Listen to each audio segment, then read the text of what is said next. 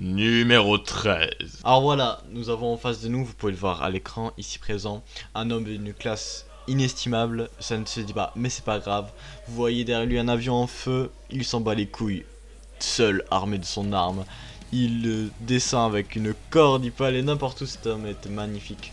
Il se la joue Assassin's Creed, il peut sauter des distances fulgurantes juste avec son couteau et sa bite. C'est le cas de le dire, mais on peut voir qu'il a quand même une AK-47 au cas où ça se passe mal, hein. On va pas déconner non plus. Et bon, le gars, ça se voit qu'il a pas le vertige, ça serait un bon Ezio Auditore, mais c'est Nathan Drake. Numéro 12. On a pris Rico du jeu Just Cause 3. Pourquoi ce mec? Juste pour une seule raison, il est putain de badass. Son arsenal est extrême, il a un putain de look, il a la barbe des 3 jours, il a des bagnoles, il a des meufs, il a du fric, il a des explosions. Ce mec est un véritable psychopathe, il aurait pu tuer 2 îles entières, rien que pour vous. Et comme il a fait 3 jeux, il a tué 3 populations. Mais c'est Just Cause. C'est normal. Numéro 11. Alors là les gars, on a du lourd. On est loin encore du premier, on est loin du top 3. On est qu'au 11ème mais on a déjà du lourd. Vous pouvez voir à l'image déjà. Le gars est archi stylé déjà, son style vestimentaire est archi stylé. Le gars a un panneau avec qui il a probablement tué pas mal de personnes vu le sang qu'il a. Mais ce gars pète la classe. On le voit ici avec un gun en train de pointonner avec. Le gars n'a aucune peine. Et son épée est archi stylée avec le manche en tête de dragon. Franchement, cet homme pète la classe, je le répète. Mais les gars, on ne rigole pas avec un dieu. Regardez-moi ça. Ce gars est juste trop stylé. On est que à la 11ème place. Et pourtant c'est du lourd. Ça vous laisse imaginer la suite. Numéro 10. Et donc ici nous avons le Dovahkiin qui, malgré une place très loin du haut du classement, Reste quand même l'un des mecs les plus badass de l'histoire du vidéo. Bordel, regardez-moi ces tas de muscles. Sautant sur un dragon, crachant des flammes dans les verres. Oh, c'est pas torride de voir cet homme manier sa grande épée. Ah non, sérieusement, regardez-moi ce mec. Il peut absorber des âmes de dragon. Il peut défoncer la gueule des gosses avec son ki. Il n'a peur de rien. Il peut se balader en calbar par -20. Et c'est pour ça que ce mec est putain de badass. Numéro 9.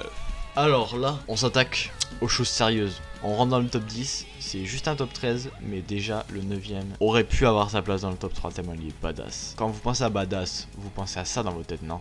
Le gars, c'est une montagne de muscles, mais incroyable, avec des tatouages magnifiques et 2 lames qui pètent. Le gars a un orage derrière lui, il s'en bat les couilles. Avec son armure en or, vraiment, il est stylé. Le gars, quand même, juste pour préciser, se bat contre Zeus, dieu des dieux, le roi, the king, le best quoi. Et le gars s'en bat les couilles, se bat contre lui, contre tous les dieux en général en fait. Le gars n'a aucun respect pour les dieux, puisque c'en est lui-même un. Numéro 8. nous avons le Father Gascoigne ou le Père Gascoigne. Le père, voilà. Un des boss de Bloodborne, le 2ème numéro, je crois. Et alors, je sélectionne celui-là parce que c'est un putain de psychopathe. Pas un psychopathe comme dans Far Cry, un petit défoncé à la cam. Mais là, je parle d'un psychopathe, un fou, un danger public. Oui, ça c'est moi, je sais, d'accord. Mais lui, il a une putain de hache. On voit pas ses yeux, il a une putain de hache. Un chapeau, c'est Sébastien Castellanos. Mais avec un putain de flingue, une putain de hache. Et il est très chiant en combat, je vous assure. Il est de Bloodborne, donc c'est forcément un mec chiant. Et il mérite sa place dans le classement. Ça, Numéro 7. Big Boss. Ce que j'ai à dire, Big Boss, son nom c'est Big Boss, ça veut tout dire. On est au numéro 7 de ce classement. Ce gars pète la classe. Il a un cache-œil, on suppose qu'il a pas dans une bagarre, je sais pas. Il fume son cigare, il pète la classe. Avec sa petite barbe là, en mode beau gosse, des cicatrices partout, ce gars est monstrueux. Le héros principal de Metal Gear Solid, c'est pas pour rien. C'est vraiment qu'il est super charismatique avec il a des armes à disposition de folie, des avions. Le gars peut tout faire, appelez-le. Et c'est pour ça qu'il a sa place dans ce classement. Numéro 6. Ce personnage est un putain de badass. Et c'est la première et dernière femme du classement. Que l'on soit bien clair. Parmi tous les personnages féminins du jeu vidéo, ils sont très rares, je sais, mais parmi tous ces personnages, le seul à pouvoir réussir, c'est elle. Et c'est 2 putains d'arguments. Oui, son flingue et son arc. Vous pensez à quoi, à votre avis? Hein, sérieusement. Alors, Lara Croft est un personnage très mystérieux, qui a parcouru d'innombrables pays. et qui a toujours tout défoncé sur son passage, et c'est pour ça que je la respecte. Bordel de merde. Elle peut sauter partout, elle peut sauter dans le tas, devant des dizaines d'ennemis, avec sa putain de hache, son putain de piolet, son putain d'arc. Elle n'a peur de rien. Et c'est vous qui devriez avoir peur. Et alors certains me diront sûrement, Ah ouais, mais attends, non, mais là tu parles de la dernière, avant elle était pas comme ça. si. Même avant, c'était bombasse. Et c'était encore mieux avant. À la limite, argent, un foutre, deux flingues, un arc, et tu défonces le monde, t'es Lara Croft.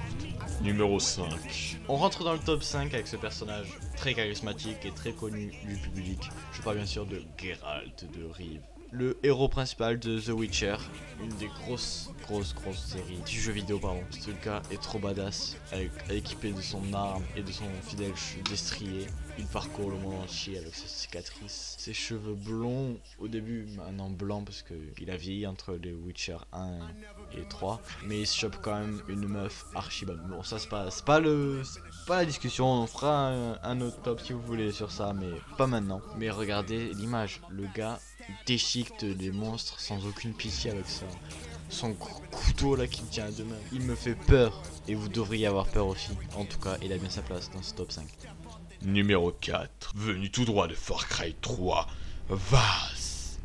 Vaseline. Plus sérieusement, ce mec est un putain de psychopathe.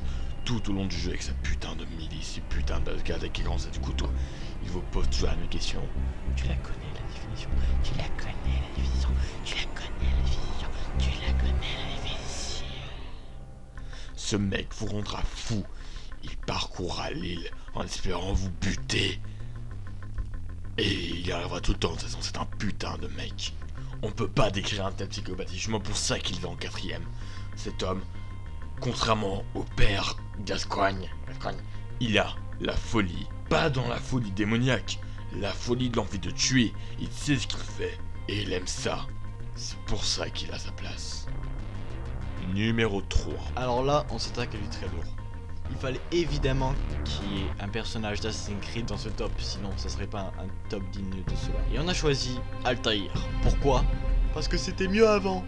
Et que le premier Assassin's Creed, c'est lui, c'est Altaïr. Le gars qui a révolutionné le jeu vidéo avec ses techniques de malade, ses sauts vertigineux, ses cascades ahurissantes et surtout sa grosse lame. Armé jusqu'aux dents, mais tout en discrétion, ce gars vous fera passer l'envie de le faire chier.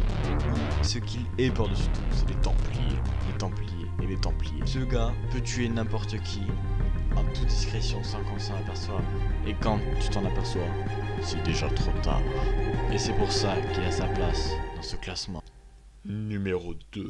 Et maintenant, en deuxième position, j'aurais préféré la première. Mais il n'a pas voulu ce traître.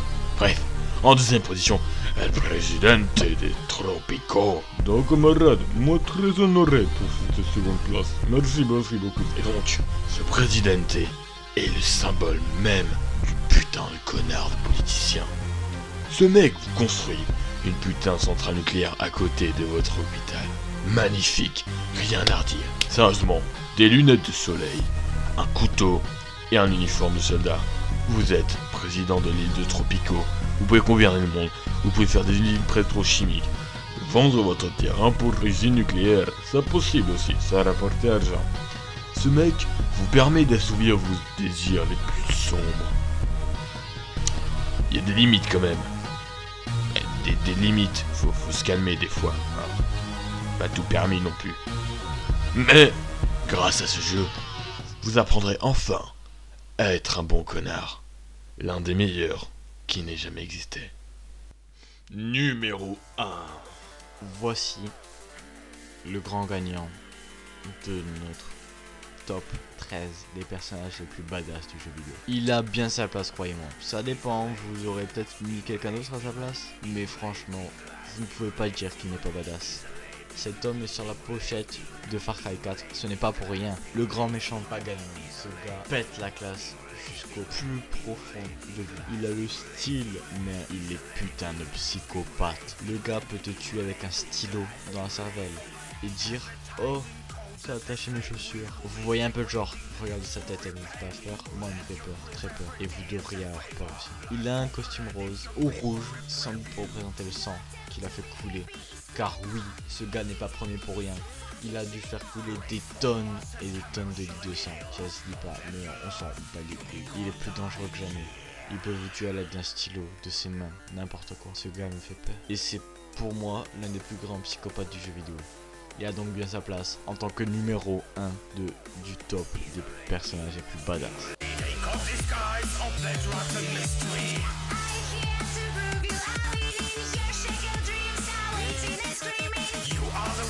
Controls your living. Don't let your love unicorn die.